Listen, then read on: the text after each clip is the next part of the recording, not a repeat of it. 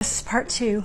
I just needed to talk about self-tapes and what that's doing to your sanity and your mental health. Every once in a while you might get just a little bit of feedback because they've put a pin in you or something, but most of the time you have no idea what's going on. As we've discussed before, that's when thinking traps can really take a hold on you. If one of the loops that you get caught up in is wondering whether or not your agency received your video because you didn't hear a confirmation back from them, just know that if they worked really hard to get you that audition slot, if they had not gotten your submission, you would have heard something. So rest easy in that.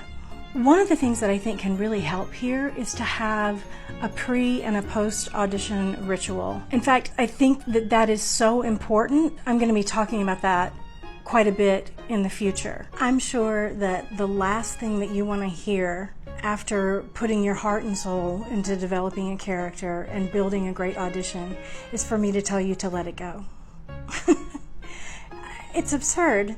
I get it. I really do. You dove into your craft, you created something special, and so of course you want to know what becomes of it. However, all of that is now out of your hands since you've submitted the tape. It's out of your hands. And so any mental energy that you invest into trying to figure out what's going on isn't going to do anything but be crazy making for you. That's in the universe's hands now. Or if you want to be more practical, in casting's hands. That's why I think a ritual can be so helpful in underlining that decision to let it go and representing some closure on it. And if anything wonderful happens out of that, that's great. Otherwise, it's really important that you move on. Not moving on begins to erode your well-being.